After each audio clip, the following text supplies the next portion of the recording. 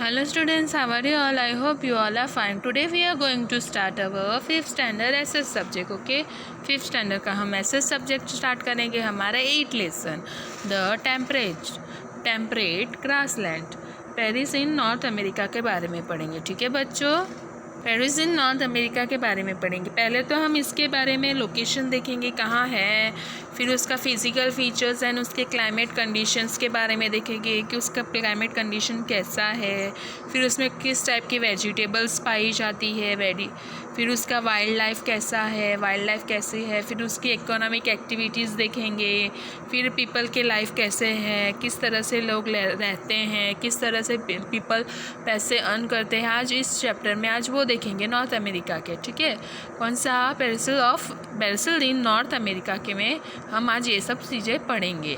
चलो तो पहले तो हम उसका देखेंगे.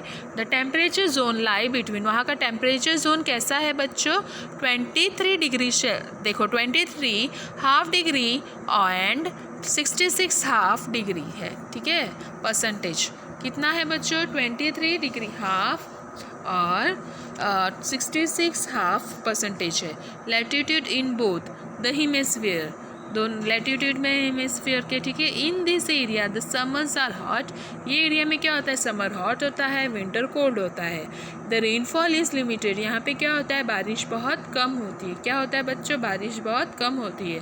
Under such conditions grasses can grow, यहाँ पे क्या होता है, घास उग सकते हैं, ग्रासेस उग सकते हैं. देखो एक तो बारिश बहुत कम होता है, यहाँ इस कंडीशन में क्या उग सकता है बच्चों, ग्रासेस उग सकते हैं. देयर आर फ्यू ट्रीज, यहाँ पे क्या होता है, मोस्टली बहुत कम ट्रीज होते हैं.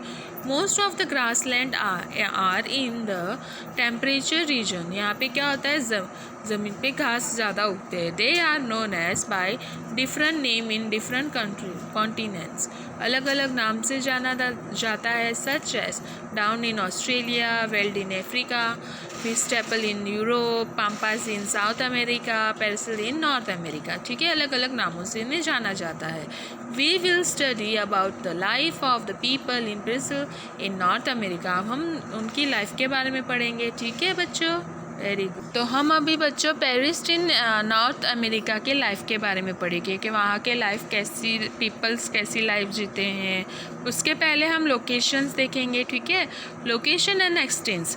द पेरिस आर ट्रीलेस, वहाँ पे क्या होता है, ज़्यादा झाड़ नहीं होता है. वो देखो treeless grass land located away from the sea in inter of North America, ये कहाँ लोकेटेड है, नॉर्थ अमेरिका के साइड. Prairie is the French word which means meadow और ग्रासलैंड, यहाँ पे ज़्यादातर बच्चों ग्रासेस से पाए जाते हैं. पेरिस आर देखो यहाँ पे क्या होता है, surrounded by the Rocky mountain, उसके आसपास क्या होते हैं, पूरे पहाड़ होते हैं. ठीक है, आजू बाजू में क्या होता है बच्चों, पहाड़, mountain, surrounded by the Rockies mountains in the west and the Great Lake in the east. देखो वेस्ट साइड में क्या है, पूरा वेस्ट और ग्रेट ईस्ट में. ठीक है, they stretch from the Canada, देखो स्ट्रेच फ्रॉम कहाँ से है, Canada in the north up to the Mexico तक है. कनाडा से नॉर्थ, देखो Canada in the north up to the Mexico in the south. The prairies are almost midway, कहाँ है, मिडवे में है. बिटवीन द, कहाँ कौन किस में आता है बच्चों, यूरोप और नॉर्थ पोल के बीचों बीच. ठीक है, physical features and climate condition. पहले तो हम फिज़िकल फीचर्स देखेंगे, फिर उसका क्लाइमेट कंडीशन देखेंगे पेरिसल का. ठीक है, तो देखो दे आर, फिर वहाँ पे vast stretch of grassy low land है. ठीक है, नॉर्थ अमेरिका में. This area was once covered with the thick, देखो यहाँ पे क्या होता है, मोस्टली घास उगती है, हरी हरी घास उगती है, एकदम मोटे मोटे लेयर ऑफ घासेस की है, टॉल ग्रासेस, एकदम लंबे लंबे घास उगते हैं. It was greasing ground for millions of बिसॉन करके कुछ आता है एनिमल्स के लिए, मतलब घास चरने के लिए अच्छी जगह है ये. The Mississippi and Missouri rivers also with their tributaries flow, यहाँ पे ये सब रिवर्स फ्लोर होते हैं. The average climate is hot in the summer, देखो यहाँ का क्लाइमेट समर में क्या होता है, हॉट होता है, very cold in the winter season, और ठंडी में बहुत ठंडी होता है। The annual rainfall in the is about, देखो यहाँ पे एनुअल रेनफॉल कितना है, 50 सेंटीमीटर से ऊपर है, which is mostly during the summer season, summer season में होता है, ठीक है। The climate is non inflected by the sea से इन्फ्लेक्टेड नहीं है। The north part remain under the snow during the winter season, क्या होता है, नॉर्थ पार्ट जो है वो विंटर सीजन, देखो नॉर्थ पार्ट क्या होता है, पूरा स्नो से कवर होता है विंटर सीजन के टाइम पे। कब बच्चों, विंटर सीजन के टाइम पे क्या होता है, पूरा स्नो से कवर होता है north part. The amount of rainfall varies greatly, देखो the amount of rainfall varies greatly from year to year, हमेशा साल से साल उनका बारिश का वो बताया है, ठीक है बच्चों। अभी देखो हम क्या देखेंगे, वेजिटेशंस एंड वाइल्ड लाइफ देखेंगे। क्या देखेंगे बच्चों, वेजिटेशंस एंड वाइल्ड लाइफ देखेंगे। पहले देखते हैं, देयर आर नो ट्रीज, वहाँ पे ज़्यादा ट्रीज़ नहीं पाई जाती exist among the bank of river. The tall grasses में ग्रो अप टू देखो वहाँ पे ज़्यादा घास ही उगती है, हाई, देखो वहाँ पे जो घास उगती है वो 8 मीटर तक उठ सकती है, उनका हाइट कितना है, लंबाई 8 metre. The grasses mostly green in colour, वो हमें देखो घास कौन से कलर में होता है, ग्रीन कलर में होता है। क्विक ग्रो क्विकली, वहाँ पे एकदम फटाफट ग्रास उग जाते हैं। In the spring season and change to hay brown colour, देखो विंटर सीजन में क्या होता है, पहले तो वो घास फटाफट उग जाती है और उसका कलर भी चेंज होता है ब्राउन कलर में, ठीक है। During the winter season the main type of trees almost there rivers, देखो रिवर के किनारे किनारे में होता है विल्बोन, पोपलर एंड एल्डर करके एक झाड़ उगते हैं, ठीक है। Most of the whistles where killed by, देखो वो बहुत सारे विसल है वो किल कर, देखो उनको है ना यूरोपियंस लोग मार देते हैं, ठीक है, खाने के लिए, ठीक है बच्चों। फिर देखो now whistles is protected animal in the USA में उन्हें बचाया जाता है। दिस वाइल्ड एनिमल इंडिकेट्स, देखो dog, deer and wolf. The bristle dog lives in a small group, bristle इसके जो डॉग होते हैं वो छोटे छोटे ग्रुप्स में रहते हैं, deers and wolf. The prairie dog lives in a small groups called, वो जो ग्रुप में रहते हैं उसको कोटरिल्स बोलते हैं। Large varieties of domestic animals such as, वहाँ पे बहुत सारी वेराइटीज़ के डोमेस्टिक एनिमल पाले जाते हैं जैसे कि cow, horse, sheep, goats etcetera, ठीक है, are found in the bristle. Economic activity, अभी हम इकोनॉमिक एक्टिविटी मतलब इकोनॉमिक यानी पैसे से रिलेटेड एक्टिविटी, वो लोग अर्न करने के लिए कौन सी एक्टिविटी करते हैं वो देखेंगे। The Europeans came and settle year, यहाँ पे कौन से लोग आके रहते हैं, तो यूरोपियंस आके रहते हैं, ठीक है। They converted the grass land into the farm land, वो लोग ने क्या किया है, ग्रास लैंड को फार्म लैंड में कन्वर्ट किया है। Now the French plains are extremely cultivated, अभी वहाँ पे कल्टिवेशन वर्क ज़्यादा होता है। The farms are very large in size, वहाँ पे खेती बाड़ी ज़्यादा होती है।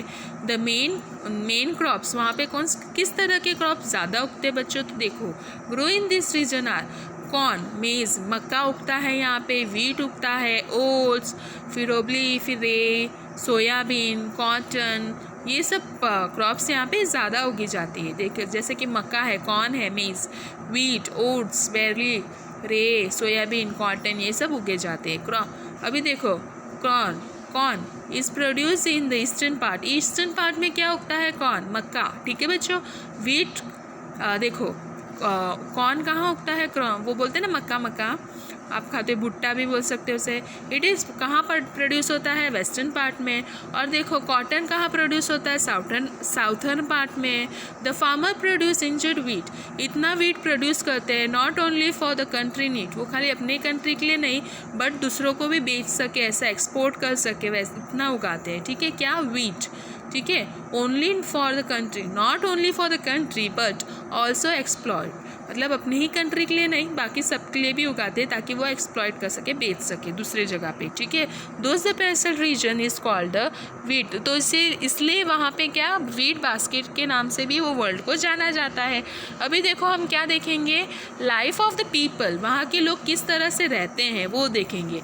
The farmers are very large in the, देखो वहाँ पे ज़्यादातर फार्मर्स होते हैं, ठीक है।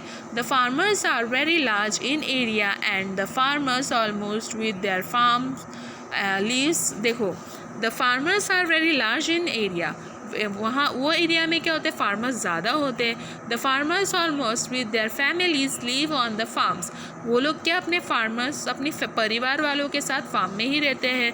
सम workers also live on farm, और वर्कर्स जो वहाँ पे काम करते हैं वो लोग भी वहीं रहते हैं फार्म में, ठीक है। Most of the family work such as, देखो ज़्यादातर फैमिली क्या, प्लोचिंग, स्टोरिंग, रेयरिंग मतलब थ्रेसिंग, विनोविंग इसके लिए रहते हैं, does by machine. The farmers are rich in the productions from the farm is very large, देखो जो प्रोडक्शंस फार्म में से होते हैं उसके वजह से वो लोग ज़्यादा रीच होते हैं। The supply production of crop in a store in a salon में संभाल के सब सामान रखते हैं क्रॉप्स।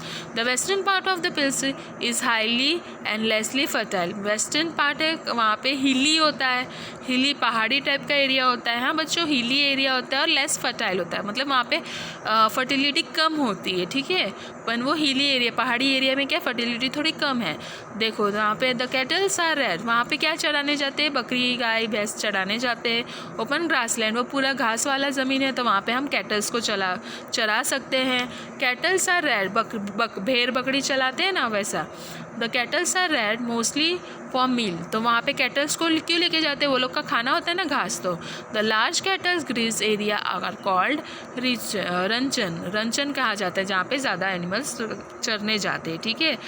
फिर चिंको इज़ एन इम्पॉर्टेंट सर्टन, देखो वो इम्पॉर्टेंट है। फिर वहाँ पे क्या होता है, कैटल्स को रेयर करते हैं।